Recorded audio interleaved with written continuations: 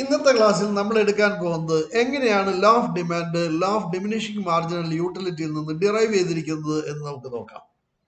അപ്പോൾ ഈ ക്ലാസ്സിലേക്ക് കടക്കുന്നതിന് മുമ്പ് ഇതുവരെ നിങ്ങൾ എൻ്റെ ക്ലാസ്സുകൾ കേട്ട് കാണും, അതുപോലെ തന്നെ അത് നിങ്ങൾക്ക് മനസ്സിലായി കാണുമെന്ന് ഞാൻ വിചാരിക്കുന്നു. അങ്ങനെയാണെങ്കിൽ നിങ്ങൾ എൻ്റെ ക്ലാസ് ഒന്ന് ലൈക്ക് ചെയ്യണം, ഒന്ന് സബ്സ്ക്രൈബ് ചെയ്യണം, ഈ ചാനൽ ഒന്ന് സബ്സ്ക്രൈബ് ചെയ്യണം. ഇനി നമുക്ക് നേരെ ക്ലാസ്സിലേക്ക് കടക്കാം. The notion behind the law of diminishing marginal utility and the law of demand is same. Law of diminishing marginal utility-യുടെയും law of demand-ന്റെയും പിന്നിലുള്ള ഐഡിയ സെയിം ആണെന്ന് പറയുന്നു. അതെങ്ങനെയാണെന്ന് നമ്മൾ പ്രൂവ് ചെയ്യണം, അല്ലെങ്കിൽ നമ്മളത് മനസ്സിലാക്കി മറ്റുള്ളവർക്ക് പറഞ്ഞു കൊടുക്കാൻ നമുക്ക് കഴിയണം. അത് പ്രൂഫോടുകൂടി പറഞ്ഞു കൊടുക്കണം. ഇനി both the law says that the variables in these subjects are negatively related. രണ്ട് ലോയിലും പറയുന്ന വേരിയബിൾസ് നെഗറ്റീവ്ലി റിലേറ്റഡ് ആണ്. ഒന്നാമത് നമുക്ക് law of diminishing marginal utility എടുത്ത് നോക്കാം. When the stock increases the marginal utility gets from it decreases. Stock increase ചെയ്തുകൊണ്ടിരിക്കുന്ന സമയത്ത് marginal utility additional യൂണിറ്റിൽ നിന്ന് നമുക്ക് ലഭിച്ചുകൊണ്ടിരിക്കുന്നത് കുറഞ്ഞു വരും. The law of demand says that when the price decreases, the demand of that commodity increases. When the price increases, demand of that commodity decreases. The notion behind these two laws are same because the variables in these two laws related negatively. ഇനി അതെങ്ങനെയാണ് നമുക്ക് ബന്ധപ്പെടുത്താൻ സാധിക്കുക എന്ന് താഴേക്ക് നോക്കാം. അതിനൊരു example നമ്മളിവിടെ എഴുതി വെച്ചിട്ടുണ്ട്. ആ എക്സാമ്പിൾ എന്ന് പറഞ്ഞു കഴിഞ്ഞാൽ ഒരു സംഭവം, ആ സംഭവം നമുക്ക് വായിച്ചു നോക്കാം.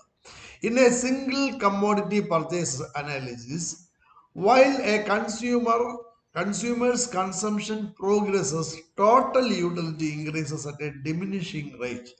That is, satisfaction derives from every additional units of purchase brings less compared to the immediate first. This is the law of diminishing marginal utility.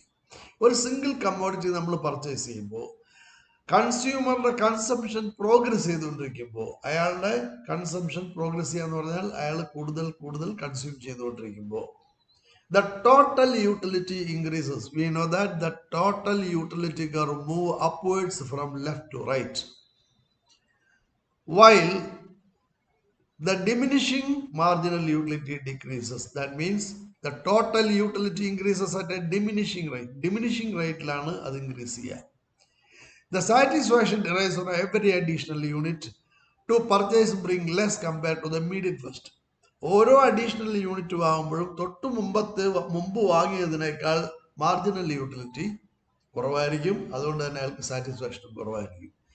ഇനി law of demand says that the demand of a commodity and its price negatively relates. പ്രൈസും demand of the commodity negatively relate ചെയ്തിരിക്കുന്നു. When price increases, the demand for that commodity decreases, and vice versa, with a constant budget price of others and professional taste of consumer. These are the assumptions of the law. Constant budget ആയിരിക്കുക, constant price ആയിരിക്കുക of others. Others means substitute goods and complementary goods. ഇത് രണ്ടും എന്താണെന്ന് ഞാൻ പറഞ്ഞു തരാം. Preferential taste of the consumer, it must be constant. ഈ മൂന്ന് കണ്ടീഷൻസ് കോൺസ്റ്റന്റ് ആയിരിക്കുമ്പോൾ ഒരു കമ്മോഡിറ്റിയുടെ പ്രൈസ് ഇൻക്രീസ് ചെയ്യുമ്പോൾ ഡിമാൻഡ് ഡിക്രീസ് ചെയ്യും, പ്രൈസ് ഡിക്രീസ് ചെയ്യുമ്പോൾ ഡിമാൻഡ് ഇൻക്രീസ് ചെയ്യും. For example, A consumer with N amount of ₹60 purchases bananas. This is the constant income, 60 rupees. The price of the banana is ₹5 per unit. ബനാനയുടെ വില 5 രൂപയാണ്. He purchases 12 bananas. 12 banana വാങ്ങുന്നു. ഇനി ഈ constant income മുഴുവനായിട്ടും അയാൾ ഏതിനു വേണ്ടിയാണ് ചെലവഴിക്കുന്നത്? ഈ കമ്മോഡിറ്റിക്ക് വേണ്ടി മാത്രമാണ് ചെലവഴിക്കുന്നത്. അത് പൂർണ്ണമായും അയാൾ ചെലവാക്കും എന്നുള്ള അസംഷനിലാണ് നമ്മൾ ഈ തിയറി പറയുന്നത്. The price decreases to 4 per unit. He will purchase 15 banana. 15 banana അയാൾ വാങ്ങും, കാരണം 3 എണ്ണം കൂടുതൽ വാങ്ങും. 3 എണ്ണം കൂടുതൽ വാങ്ങുമ്പോൾ ആഡ് ചെയ്യുന്ന യൂട്ടിലിറ്റി, മാർജിനൽ യൂട്ടിലിറ്റി കുറവായിരിക്കും.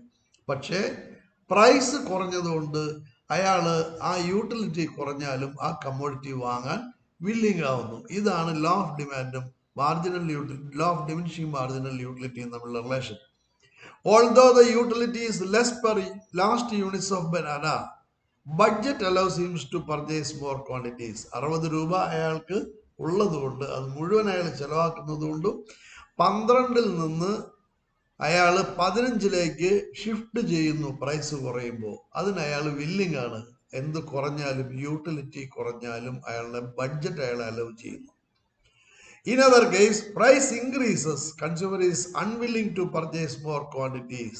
ഇനി ഈ 5 രൂപ എന്നുള്ളത് 6 രൂപയായാൽ അയാൾ നേരെ 10-ലേക്കാണ് പോവുക. കാരണം കൂടുതൽ പൈസ 12-ലേക്ക് നിൽക്കാൻ വേണ്ടി അയാൾ കൂടുതൽ പൈസ ചെലവഴിക്കാൻ തയ്യാറല്ല. അത് നമ്മൾ പറഞ്ഞിട്ടുണ്ട്, ഹിസ് ബഡ്ജറ്റ് ഈസ് കോൺസ്റ്റന്റ്. ഇനി അങ്ങനെ അയാൾ 10-ലേക്ക് പോകുമ്പോൾ അയാൾ സാക്രിഫൈസ് ചെയ്യുന്ന അവസാനത്തെ 2 യൂണിറ്റ് ഉണ്ട്. അതിൽ നിന്ന് അയാൾക്ക് കിട്ടുന്ന മാർജിനൽ യൂട്ടിലിറ്റി എന്തായിരിക്കും?